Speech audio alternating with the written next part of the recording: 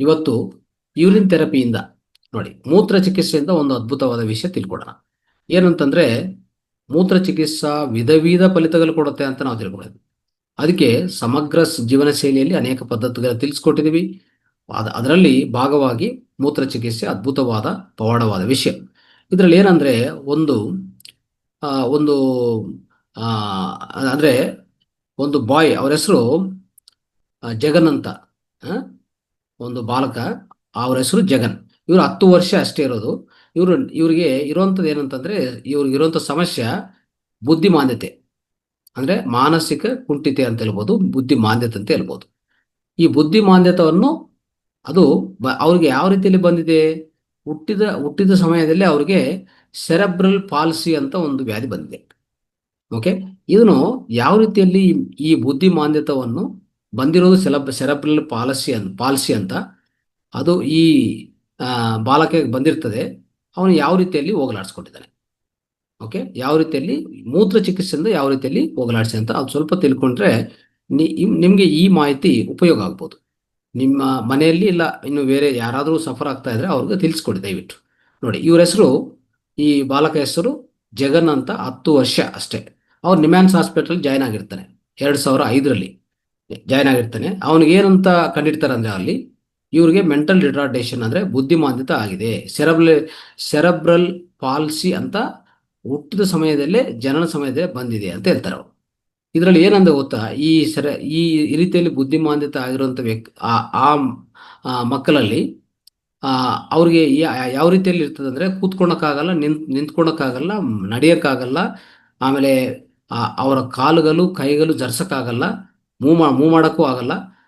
ಎಲ್ಲ joints stiff ಆಗಿ, ಪ್ರತಿಯೊಂದು ಜಾಯಿಂಟ್ಸು ಸಹ ಸ್ಟಿಫ್ ಆಗಿ ಗಟ್ಟಿಯಾಗಿರ್ತದೆ.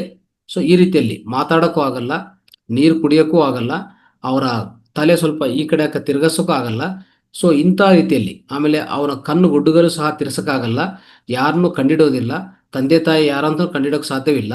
ಸೊ ಇಂಥ ರೀತಿಯಲ್ಲಿ ಸುಮ್ಮನೆ ಒಂಥರ ಬೊಮ್ಮೆ ಥರ ಹಾಗೆ ಮಲಗಿರ್ತಾರೆ. ಸೊ ಒಂಥರ ಬೊಮ್ಮೆ ಥರ. ನೀವೇ ಊಟ ತಿನ್ನಿಸ್ಬೇಕಾಗತ್ತೆ, ನೀರು ಕುಡಿಸ್ಬೇಕಾಗತ್ತೆ, ಅದನ್ನು ಒಂದು ರೀತಿಯಲ್ಲಿ ಎತ್ಕೊಂಡೋಗಿ ಇಲ್ಲಿಂದ ಅಲ್ಲಿಗೆ ನೀವು ಮೂವ್ ಮಾಡಬೇಕಾಗತ್ತೆ. ಎಲ್ಲ ತಂದೆ ತಾಯಿ ಇಲ್ಲ, ಅವ್ರ ಸಪೋರ್ಟರ್ಸು ಮಾಡಬೇಕಾಗತ್ತೆ, ಹೆಲ್ಪರ್ಸ್ ಮಾಡಬೇಕಾಗತ್ತೆ. ಆ ರೀತಿಯಲ್ಲಿ ಇರ್ತದೆ ಅವ್ರ ಮಕ್ಕಳ, ಆ ರೀತಿಯಲ್ಲಿ ಇರ್ತದೆ. ಆದರೆ ಇವ್ರು ನೋಡಿ, ಈಗ ಯೂರಿನ್ ಥೆರಪಿಯನ್ನು 2080 ಸ್ಟಾರ್ಟ್ ಮಾಡ್ತಾರೆ. 2008 ಸ್ಟಾರ್ಟ್ ಮಾಡ್ತಾನೆ.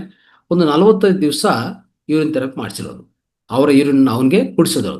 ಸೊ ಇದರಲ್ಲಿ ಏನು ಅಷ್ಟು ದೊಡ್ಡ ಬೆಳವಣಿಗೆ ಕಾಣಿಸಿದೆ ನೋಡೋಣ. ಓಕೆ, ಇಲ್ಲಿ ಏನಾಗಿದೆ ಅಂದರೆ, 41 ದಿವಸ ಮಾಡ್ತಾ ಹೋದ್ರು.